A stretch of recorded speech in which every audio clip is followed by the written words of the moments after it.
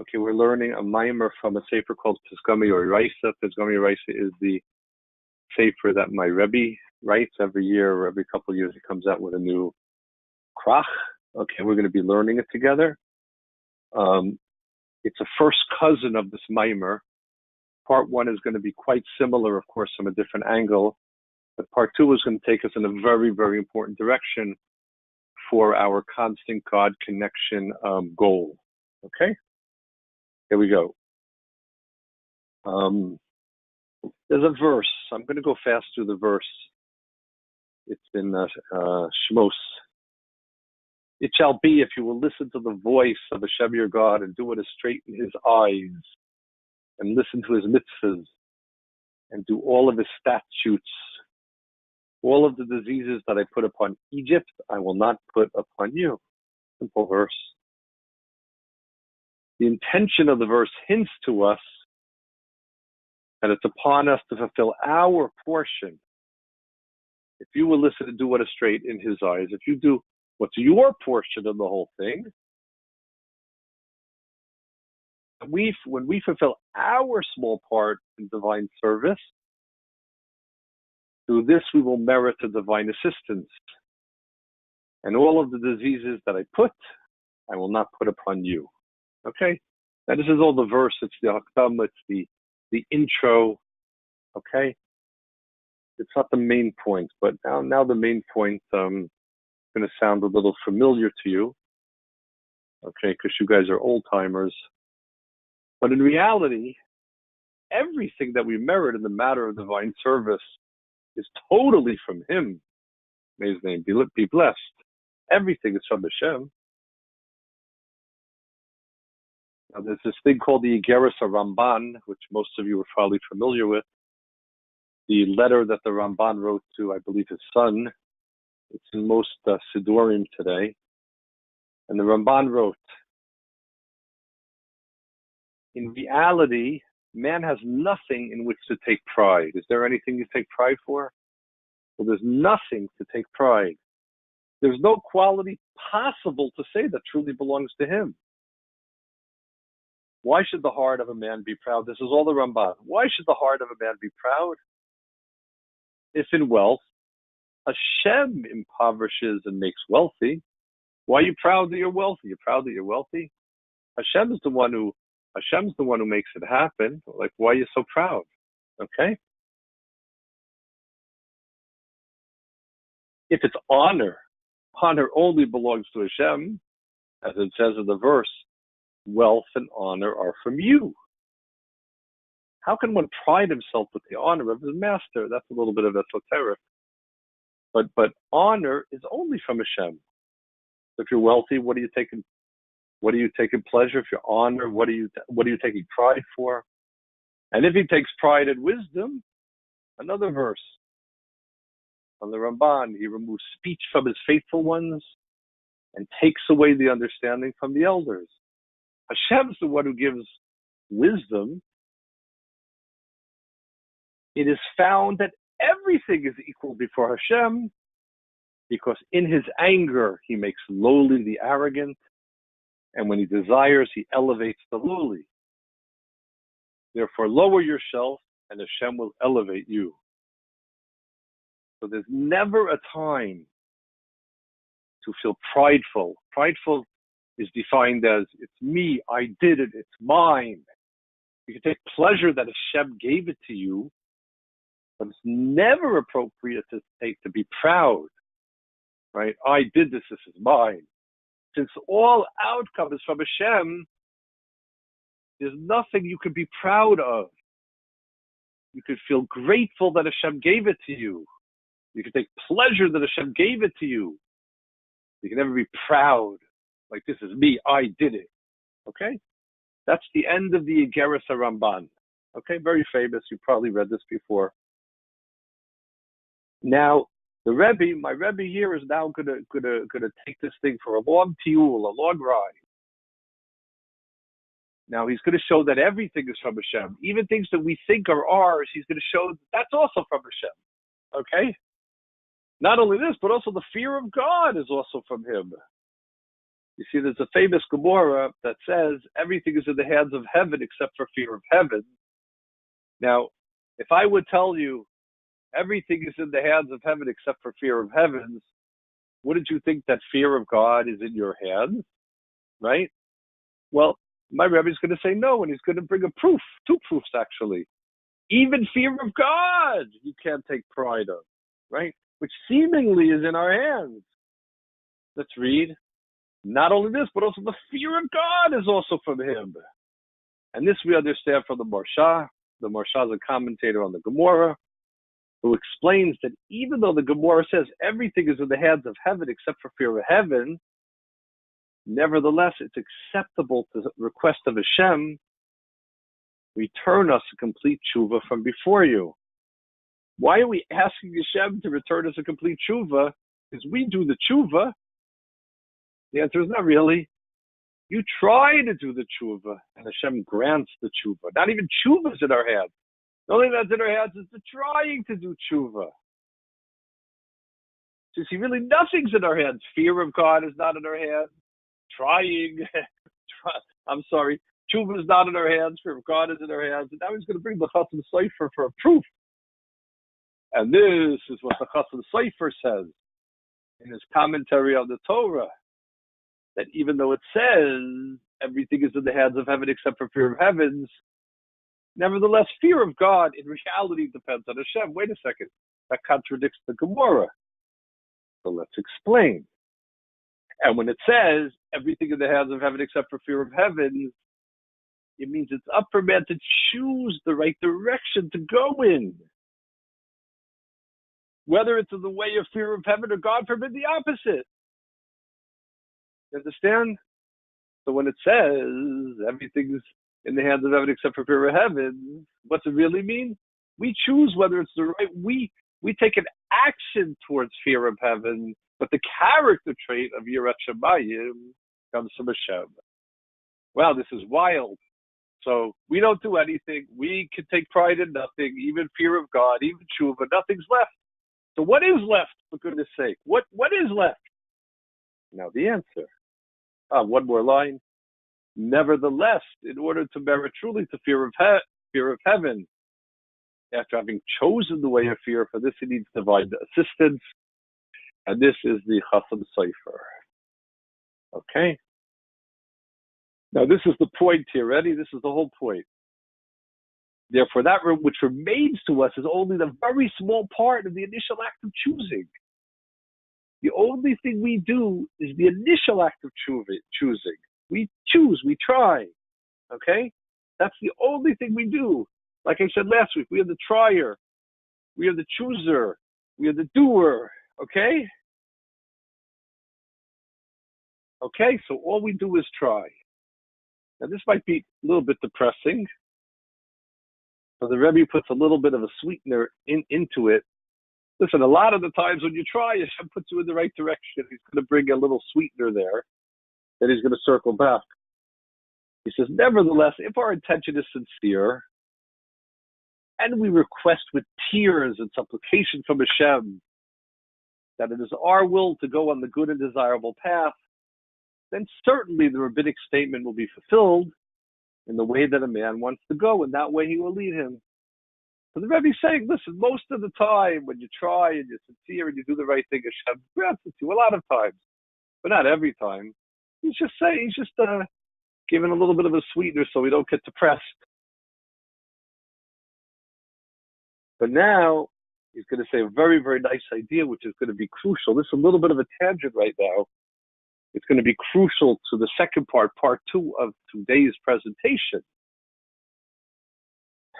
It says in the Chazal and Makos, in the way that a man wants to go, in that way they will lead him. Most people translated b'derech she'adam rotze leilech, in the way that a man wants to go, b'derech she'adam rotze leilech, in that way you will be led, and that way he will be led. But in the Hebrew, it's not like that, right? It says, the Marsha asks, follow along here. This is a Hebrew drasha here, please forgive me. This is as the Marsha explains. It doesn't say that God will lead him. right? Rather, it says in the plural, they will lead him. I'll explain after I read it. Since every time a man thinks a good thought to fulfill a mitzvah, them, the thoughts are creating angels. Now listen to this. This is mind-boggling word. And this is going to have big, big ramifications for part 2 of the discussion, even though now it's a tangent. It says, in the way that man wants to go, ba molichinoso, in it they will lead him. In the way that a man wants to go, in that way they will lead him. Who's the they? Okay, says the Marsha, the they is the angels. God doesn't lead you; the angels lead you. So what's the pshat? This is really mind-blowing, powerful.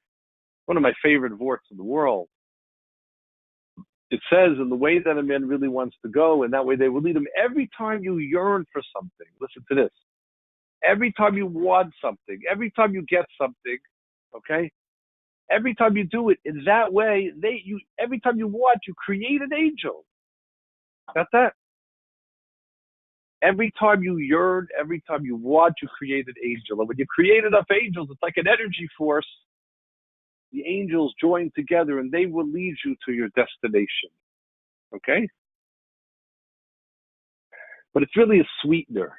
Okay? It's really a sweetener to the whole essay here.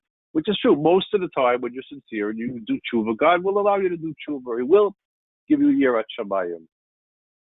But it's not a causative. It's a sweetener. You got it? But anyway, back to the main point over here. Okay, let's finish off the point. As it says in Kiddushin, a good thought Hashem connects to an action. And these angels help and lead him on the way that he wants to go. Therefore, the rabbis inferred, saying, in the way that a man wants to go, according to the will and desire of a man, they direct him. Those angels that were created from that will and thought that are in him, which is pretty mind-boggling, okay? So just in terms of your constant God connection direction, the way that a man wants to go, in that way they will lead him. Just keep yearning, keep wanting, keep yearning. Don't think about outcomes. Just try and yearn and try. And you'll be creating angels every moment, and those angels will join together and bring you to constant God connection. So now we're going to end part 1 in a moment. Therefore, come and join together and request from Hashem for us and for all of the Jewish people that we be able to fix up our ways. First, in the matter of humility, this is the point, humility, to escape from arrogance.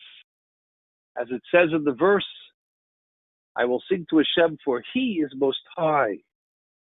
Only by Hashem is the matter of exaltedness appropriate. As it says in Tehillim, God is high. God is king. He is most high.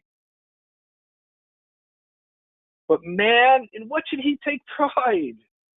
And when we humble our hearts before Hashem, not to want anything in opposition to his will, to request and to pray with understanding, with an outpouring of the soul, a breaking of the heart, as it says in the verse, a broken and contrite heart, God will not despise.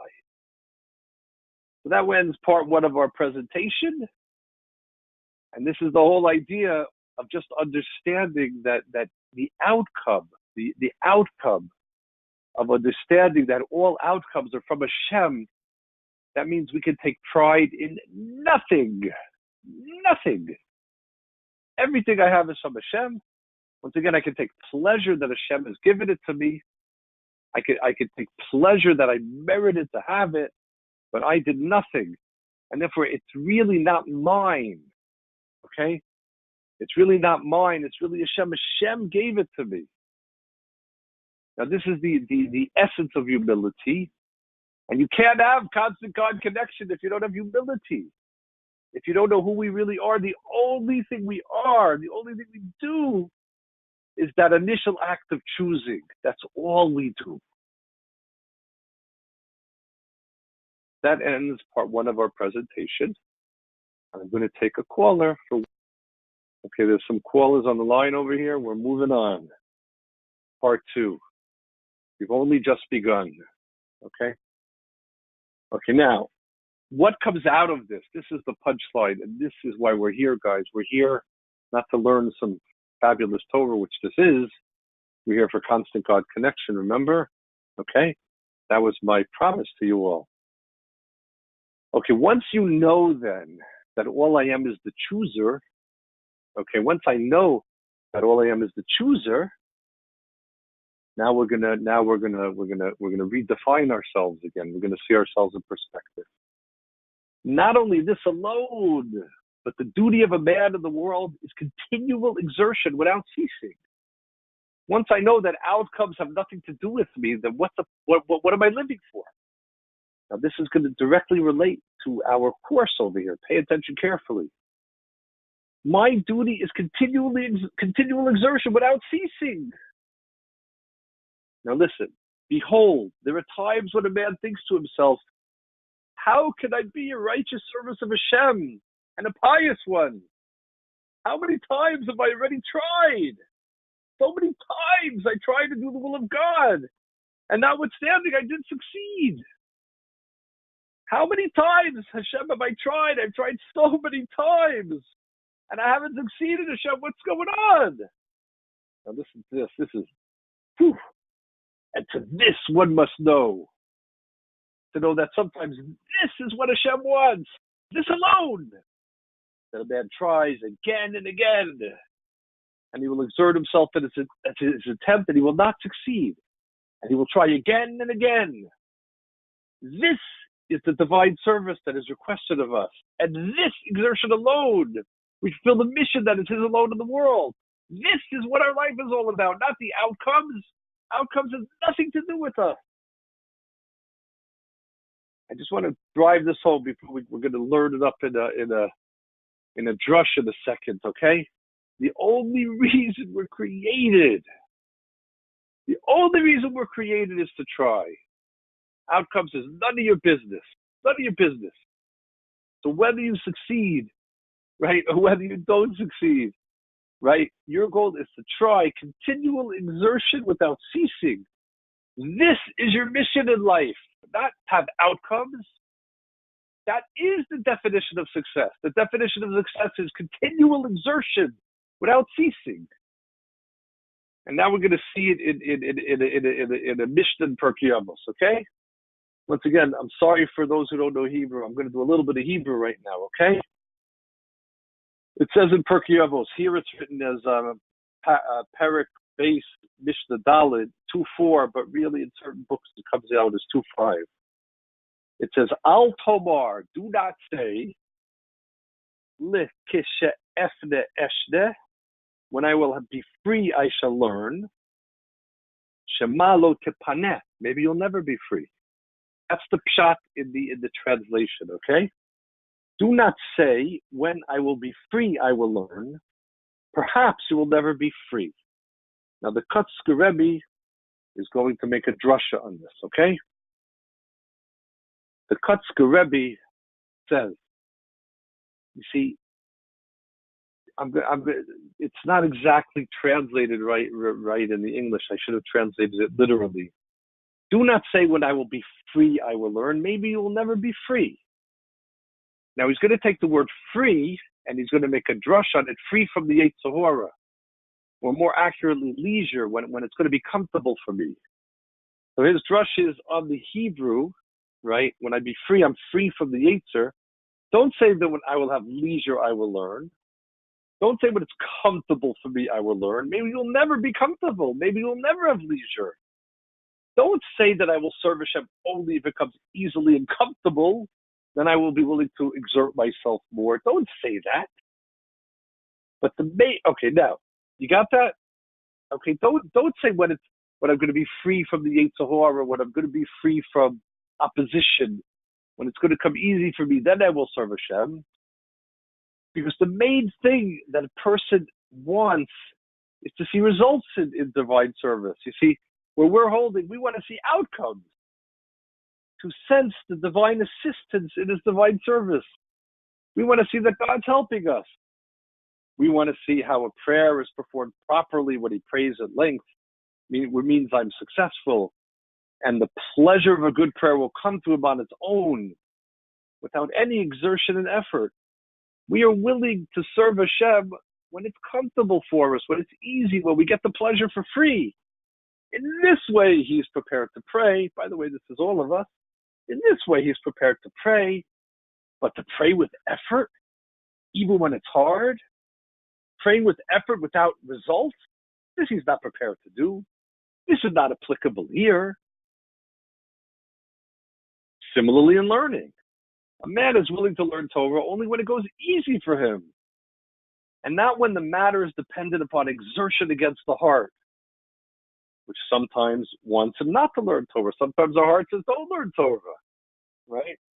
I'll learn when I can learn Torah easily, not when it's tough for me. And there are those who listen to the heart. They go according to the dictates of their heart, saying, my heart isn't willing to learn Torah just now. My heart isn't willing to guard in holiness just now. Now I'm not able. Now it's hard for me. My Yetzer Hara is too strongly inflamed. And already I've tried so many times. And even when somehow I manage to overcome my Yetzer Hara, I immediately fall from this level, which is the concept, great as to see is your brokenness. Don't worry about that. So we're willing to serve God when we get it on a silver platter, when it's easy, when our Yetzer Hara is not kicking up a storm, because we're addicted to outcomes. We're serving Hashem through outcomes, which is a problem. Okay? On this, the rabbis warn, saying, don't say when I will have leisure I will learn, that I will learn Torah only when I turn away from the pressure of the Yetzers. Perhaps you'll never be free. Perhaps you will never have leisure, free from the war of the Yetzer. Perhaps it's never going to go easy for you. Maybe you'll always have opposition. Now listen to this. And this is your mission in the world. For this you were created. To exert yourself in divine service, and not necessarily to serve Hashem with a tranquil mind without pressure. We want tranquility. We want the Pepsi generation, whatever it is.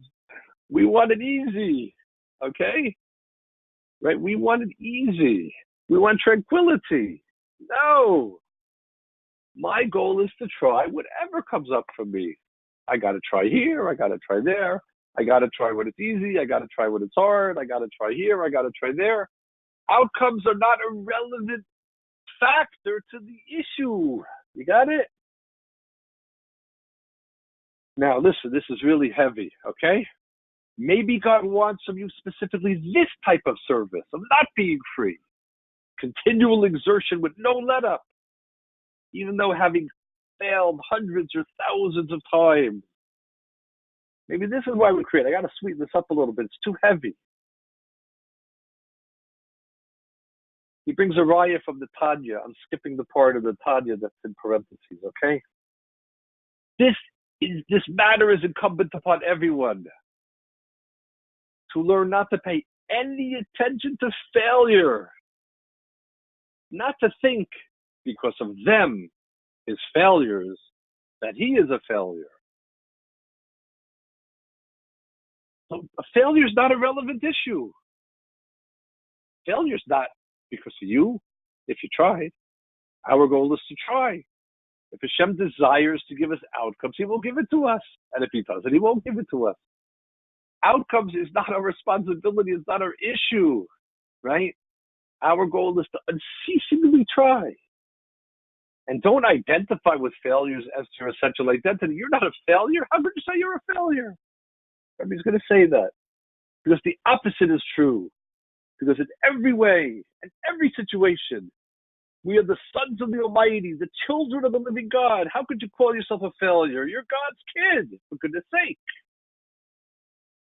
And he should state before his master, master of the world, it makes no difference to me whether I've succeeded.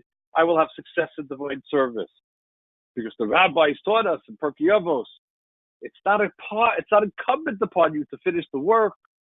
It's not upon you to finish the work. A man doesn't need to yearn specifically to be a tzaddik or be an expert in Shas. The goal of man is to do only what God specifically requires of him. You're going to stop. Don't look outside of yourself. What is your yield? What is your tikkun? What is on your Elul plan? The goal of a man is to do only what God specifically requires of him. Rather, it's incumbent upon all is the obligation to make the effort to do what he is able, to overcome the stumbling blocks and to request mercy from Hashem. So you see, where are we now in this journey over here? We're redefining our essence. You can't have constant God connection if you don't understand how the world is wired, okay?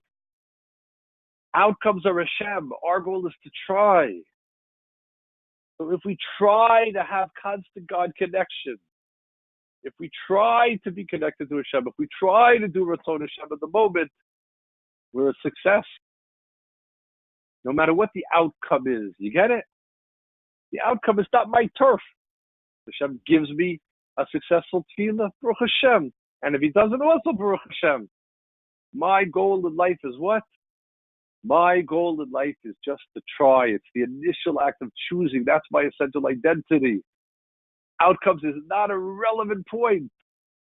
Lo alecha hamalacha ligmor. It's not upon you to finish the work. Our essential identity. And when you get plugged into it, this is true God connection, which is a very deep idea. Our essential identity is to be the chooser, the trier, because that's what we are. And if our goal is to try hundreds, thousands, tens of thousands, millions of times, irrespective of the outcome. Now, when you redefine your identity in this way, you can be happy no matter what outcomes you get, because you know what life is really all about. You know what reality is. And we'll circle back to God connection in a second. Let's finish up these last two words, and then we're going to take a lot of questions. Now, it's hard work, right? How do you do this, right? It says the Rebbe, you need to have friends, right? Kanelecha chaver, acquire for yourself a friend. The Rebbe is going to say, a person should require help and assistance from his friends in the service of God, to speak and to discuss with them in the matters of fear of God. And he brings a verse.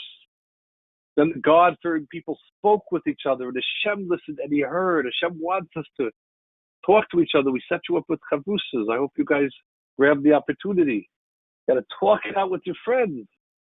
And then when Hashem sees you guys talking about it, he's going to listen. He's going to hear. This is what God desires.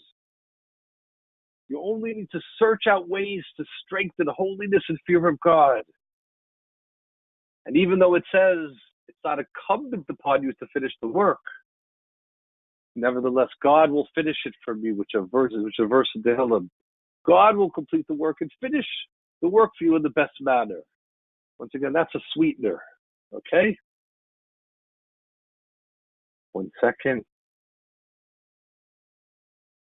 I'm skipping this next part here.